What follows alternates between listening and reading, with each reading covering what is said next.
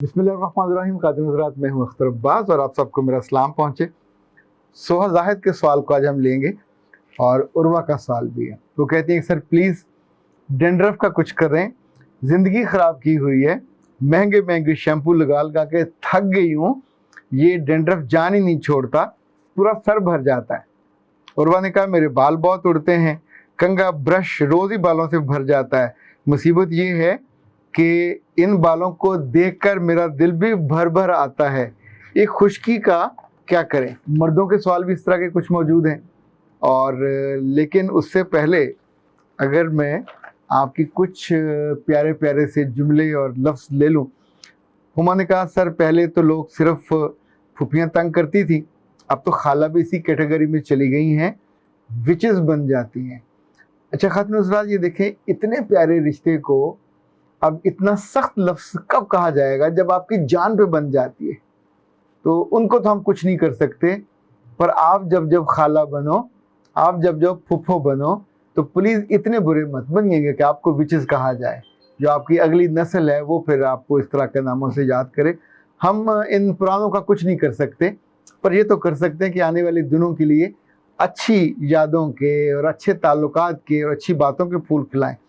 अली इरफान ने कहा सर बाबा जी ने तो आसानियाँ देने की दुआ देते थे, आप अमलन हमें आसानियाँ देकर दुआएं हमसे लेते हैं, लिटरली ज़िंदगी आपने आसान कर दी है। अली इरफान बेटा बहुत शुक्रिया। मरियम ईद ने लिखा सर स्पीचलेस, बहुत आला, लफ्ज़ों का चुनाव, वाक़यात का बहाव, सबका मज़ा आया, अल्लाह जी ईमान और दराजी उम्र दें। इन्होंने वो ख़ास तौर पे अपने जिस्म से जो खेलने वाला था मेरा ख्याल उस वाले से बात की। उम्र रहमान ने कहा सर NLP के बारे में पहली दफ़ा जान के अच्छा लगा, इस पर थोड़ा सा और बात कीजिए कि जो दिल में क्रोसिटी पैदा हुई है वो दूर हो सके। इंशाल्लाह ज़रूर बात करेंगे।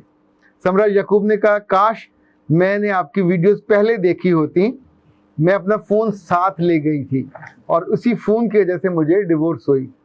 सर आप सच कहते हो, कोई नहीं सुनता, ना कोई कस्में मानता है, उस मौके पे बस लोग राय कायम करते हैं और फैसला सुना देते हैं, आपके आंसुओं की भी कोई कदर और कीमत नहीं होती। मेरे बच्चे आंसू वहाँ बहाते हैं जहाँ उनकी कदर और कीमत हो, जहाँ को पूछने वाला हो, जहाँ उनको साफ करने वाला हो। जहाँ बेकदरे लोग हों वहाँ ये आंसू वाकईतन बेवकूफ़ हो जाए। एक सवाल आया है विनिंग लाइन और विनिंग एटीट्यूड पे कि सर ये क्या दोनों एक ही चीज़ हैं। अब्दुर्रहमान आरिफ साहब ने ये पूछा है। अब्दुर्रहमान साहब गुजारिश ये कि विनिंग लाइन मेरी किताब का नाम है, विनिंग लाइन पे कौन पहुंचाता है, तो सर विनिंग लाइन पे भी विनिंग एटीट्यूड वाला टीचर या विनिंग एटीट्यूड खुद आपको पहुंचाता है, जिताता है, लीडर बनाता है, कायद बनाता है, लोगों को दिलों में लेके जाता है। और जो विनिंग एटीट्यूड है ये हमारा कोर्स है। ये कोर्स आपके पास कोई 50 घंटे रहता है और इस कोर्स में 10 हिस्से हैं, आखिर में सर्टिफिकेट भी मिलता है, सर्टिफिकेट जिसको कहते हैं, और हर हिस्से के आखिर में एक टेस्ट होता है और उस टेस्ट में आपको अपनी लर्निंग एबिलिटी का पता चलता है कि मैं कितनी जल्दी लर्न करता हूँ, कितनी जल्दी सुनता हूँ, एब्जॉर्ब करता हूँ, मेमोराइज करता हूँ या याद रखता हूँ। इस हफ्ते हमने 3 कोर्सेज अनाउंस किए थे, विनिंग लाइन पे कौन पहुंचाता है और सेल्फ डेवलपमेंट का था और उससे पहले एंगर मैनेजमेंट का था। इन तीनों कोर्सेज की वैसे तो प्राइस बनती है 9,000, लेकिन जो इनको इकट्ठा करना चाहे तो उनके लिए हमारी टीम ने फिर 500 ईच कोर्स में लेस किया है। और ये ऑफ़र सिर्फ सितंबर में है। अक्टूबर में दूसरे 3 कोर्स होंगे, उनका हम अनाउंस करेंगे और फिर ये ऑफ़र उनके लिए होगी, पर ये कोर्स उस ऑफ़र से महरूम हो जाएंगे। सो आप सितंबर के भी जो दिन बाकी हैं विनिंग एटीट्यूड कर सकते हैं, सेल्फ डेवलपमेंट वाला कोर्स कर सकते हैं, एंगर मैनेजमेंट वाला कोर्स कर सकते हैं, तीनों में लेस ले सकते हैं। एडवांटेज है एक बड़ा शानदार, अपने प्यारों को गिफ्ट कर सकते हैं। हाँ, जिनको गुस्सा बहुत आता है उनको मत कीजिएगा, वो फिर आप पे ज़्यादा गुस्सा करेंगे। ये तो मासूम लोग हैं जो सीखना चाहते हैं, जो गुस्से के भूत होते हैं, खुद उनके अंदर ख्याल आए तो फिर वो सीख सकते हैं, वरना छोटों के कहनों पे बड़े कभी अपने आप को बदलते नहीं। ओके जी, अब आते हैं कि महंगा शैम्पू जो लोग इस्तेमाल करते हैं ये खुश्की सिकरी क्यों नहीं दूर करता।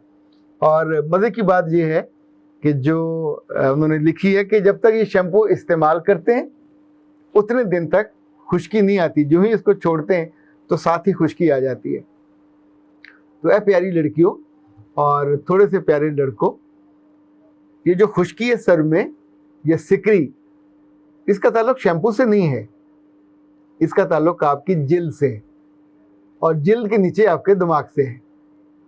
आप सोचिए कि मैं अल्हम्दुलिल्लाह सुम्मा अल्हम्दुलिल्लाह बहुत सालों से चूँकि टेंशन को करीब नहीं आने देता, स्ट्रेस नहीं लेता, एंग्जाइटी नहीं लेता, दुआएं लेता हूँ, तो इस सर के नीचे स्कल, स्कल के नीचे दिमाग, तो वो पुरस्कून है। तो नतीजतन हालांकि मेरे बाल मेरे अपनी उम्र के लोगों से सेहतमंद, अच्छे, हैंडसम, खूबसूरत लगते हैं और शाइन भी ज़्यादा करते हैं, पर मुझे कभी ये डर नहीं लगा कि इनके अंदर सिकरी पैदा हो जाए या इनके अंदर खुश्की आ जाए। अच्छा, जब भी आपने खेती अच्छी बोई होती है, उसकी तैयारी अच्छी की होती है, तो आप फ़ायदे में रहते हैं। लाइक आम तौर पे हम लोग मर्द ख़ास तौर पे रात को अपने बालों में ऑयलिंग नहीं करते। सुबह आपने जितने मर्जी स्मार्ट रहना हो, शैम्पू लगाना हो, उसके बाद जेल लगाना हो, ऑयल कुछ लगाना हो, लेकिन इनकी सेहत के लिए जो इनको ग़िज़ा है वो तो मिलनी चाहिए, वो हम नहीं देते। नंबर 2, लड़कियां और लड़के जो नट्स नहीं खाते उनके साथ हमेशा ये होता है। नंबर 3, जो लोग अपने सर के इस्तेमाल का तकिया, उसका ग़िलाफ़ रोज़ नहीं बदलते, कितनी देर लगती है? आपने सुबह उठा उसको बदल दे, मायने धो देने, अल्लाह खैर सलाह, रोज़ तकिए का ग़िलाफ़ बदलें, आपके सर में बाल गिरना भी बंद होंगे और जो सिकरी विकरी है ये भी कम हो जाएगी। वीकेंड पे मैं एक काम और भी करता हूँ, आप भी कीजिए, ये बहुत आजमूदा है।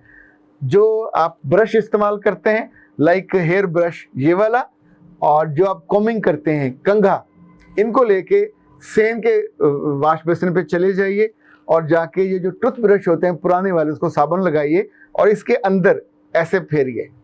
इसके अंदर जितने आपके पुराने बाल फंसे हुए होंगे, खुश्की भी वहीं होती है, सिकरी भी वहीं होती है, ये नामराद वहाँ स्टोर रहती है, जब आप उसको करते हो फिर वो वहाँ से वहाँ चली जाती है। तो अपने ब्रश को तरोताज़ा आप हफ्ते में 2 दफ़ा धो लिया करें। अब मैं आजमूदा कह रहा हूँ, आजमूदा वो होता है जो आजमाया हुआ हो। आप सोचिए, बाल आपके बिल्कुल साफ सुथरे हैं, जिंदगी में कभी किसी का कंघा इस्तेमाल ना कीजिएगा, महंगे से महंगा अपने पास रख लीजिए। छोटे, मैंने गाड़ी में छोटा ब्रश रखा हुआ है, बेबी सा ब्रश होता है, बड़ा क्यूट सा आता, महंगा है लेकिन उतरते हुए आप ऐसा करके स्टाइल से ब्रश कीजिए, अपने आप पर्स में रख सकते हैं। इसी तौर पे जहाँ हम होटल्स में रहते हैं, हर होटल में छोटा कॉम ज़रूर देते हैं, और जो अच्छे होटल हैं, जो बड़े हुए हैं, वहाँ बड़ा वाला होता है। तो बड़े वालों को मैं हमेशा जाते ही कहता हूँ कि नया लेके आओ, मुझे पुराना नहीं चाहिए, तो नया वो कॉम उनसे लेते हैं। गीले बालों में जो खुले वाले दंद देते बंदा, वो उससे कर लेता है, यानी आपके बालों को राहत मिलती है उससे, या आप इवन अपनी फिंगर से कर सकते हो। सो अगर आप मर्द हैं तो आपकी पॉकेट में छोटा होना चाहिए कॉम, और ये दूसरे तीसरे दिन उस ब्रश से, टूथ ब्रश से, पुराने से, नए वाले से नहीं, पता चले उसी ब्रश से करके आप दांत भी साफ कर रहे हैं तो दांतों का भी हाल ख़राब होगा। कभी गलती से भी किसी का टूथ ब्रश नहीं इस्तेमाल करना, ना किसी महबूबा का ना किसी महबूब का, ये गलती कभी नहीं करनी। और इसी तौर पे जो अपना ब्रश है, अच्छा जहाँ बच्चे ज़्यादा होते हैं वहाँ ये बड़ा मसला होता है कि बच्चे नहीं बेहतियाती करते हैं, तो वहाँ अपना ब्रश आप अलग अपने कमरे में रख लें, अपनी अलमारी में रख लें। बाथरूम में अगर, चूँकि बाथरूम आपका अपना है, फिर तो अब ये सहूलत हो सकती है, लेकिन जहाँ आमतौर पे कंबाइंड फैमिलीज़ होती हैं वहाँ ये मसला बहुत ज़्यादा होता है, तो एक की फिर बीमारी दूसरे को, दूसरे की तीसरे को लगती जाती है। अभी ये चीज़ें मैंने बताई, इनको अगर हम एक दफ़ा रिकॉल कर लें। साथ में आपको ये गुजारिश करूं कि घर में बेबी शैम्पू ज़रूर रखा करें, और सोने से पहले कभी कभी बेबी शैम्पू हफ्ते में 1-2 दफ़ा कर लिया करें। उससे आपके बाल ना सिर्फ बिल्कुल रेशम जैसे हो जाएंगे, और उनमें से डेंड्रफ और सिकरी वो भी ख़त्म हो जाएगी। अब जो आखिरी बात है वो ये कि जिसका दिमाग टेंशन से और स्ट्रेस से भरा होगा, उसकी सिकरी ज़रूर होगी, खुश्की भी ज़रूर होगी। जो जितना साजिशी होगा या लोगों को मसले क्रिएट करता होगा, उसके भी ज़रूर हो जाएगी। अब इससे मुझे वजह ना पूछिए, उसको साइंसी वजह नहीं मैं बता रहा, पर ये मैं ऑब्जर्वेशन बता रहा हूँ। जो जितना तंग रहता है और तंग करता है, उसके अंदर एक खलबली सी मची रहती है, और उसकी जो जिल्द है वो भी तंग होती है। इवन आप देखें, बाद लोगों को तो एलर्जी होना शुरू हो जाती है। तो एलर्जी किसी चीज़ के लड़ने से थोड़ी होती है, जब आप अपनी सोचों को ठीक नहीं करते, अपने ख्यालात को ठीक नहीं करते, अपने तर्ज फ़िक्र को और तर्ज अमल को और तर्ज खुराक को ठीक नहीं करते। हम मानते तो वैसे नहीं हैं, लेकिन जब ये मसाइल हों तो दवाइयों से ज़्यादा अपनी खुराक को ठीक करने पे, आपके अंदर जो तेज़ाबियत है उसको कम करने पे, जो इंग्रेडिएंट्स की कमी है, आपके अंदर न्यूट्रिएंट्स जो कम है उसको पूरा करने पे जोर दीजिए। तो जो दीजिए, जो ताज़ा फल हैं उनको खाइए, उस सीज़न के, पुराने ढूंढ ढूंढ के नहीं खाने, उस सीज़न के। और इसी तौर पे जो नट्स हैं, मुट्ठी भर नहीं है वो, इतनी सारे आप खा सकते हैं, कॉम्बिनेशन ऑफ नट्स, वो ज़रूर खाइए। अपना कॉम ठीक कीजिए, अपना ब्रश ठीक कीजिए, अपना तर्ज़े ज़िंदगी उसको थोड़ा बेहतर कीजिए। कहूँगा कि आप सोच में बिल्कुल बेहिस हो जाएं, लेकिन सेंसिटिविटी अपनी कम करें।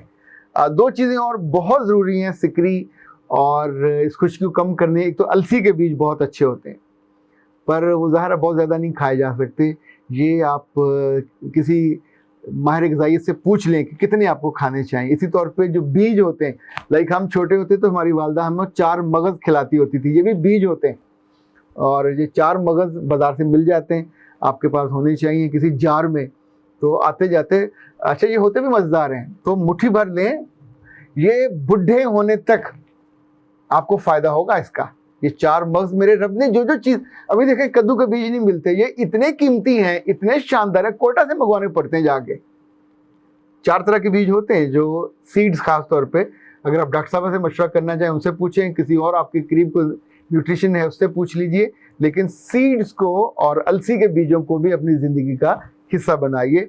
स्ट्रेस से दूर रहिए, टेंशन से दूर रहिए, लोगों को टेंशन देना भी कम कीजिए। जो टेंशन देता है बाबा, उसको भी टेंशन मिलती है। सेंसिटिविटी जो आपके अंदर है ना, आप बात बात पे भड़क उठना और फड़क उठना, उसको भी कम कीजिए। तर्ज ज़िंदगी, तर्ज खुराक, उसको बदलिए, होपफुली ये चीज़ें ठीक हो जाएंगी। ये जो महंगे शैम्पू हैं, इनकी खुशबू तो बड़ी आती है, मुझे भी शुरू में हेड एंड शोल्डर की खुशबू बड़ी अच्छी लगती होती थी, पर फिर लगाने वाले ने लगाने छोड़ दिया, शुरू कर दिया। बाया आमला तो मैं वैसे मुझे नहीं अच्छा लगता। तो लेकिन ये जितने महंगे हैं, लाइफ बॉय और मुख्तलिफ, बच्चे हमारे हर एक अपने अपने रंग के हैं, जो उसको पसंद करते हैं। अब उनकी खुशबुएँ थोड़ी फ़र्क होती हैं। बाद शैम्पू की खुशबू बहुत अच्छी होती है, लेकिन ये जितने महंगे हैं ये वक्ती तौर पे तो आपको राहत देते हैं, लेकिन आपके मसले का मुश्किल हल नहीं देते। आपने किसी महफिल में बैठ के बताना हो कि मैं वो शैम्पू इस्तेमाल करता हूँ, तो ठीक है, महंगा इस्तेमाल कर लिया करें, लेकिन वैसे ये आपके लिए बहुत मुफीद नहीं होते। बहुत मुफीद तो आपके वही होते हैं जो असली चीज़ों से बने हुए होते हैं, आपके बालों के दोस्त होते हैं। अख्तर अब्बास को इजाज़त दीजिए। अस्सलाम।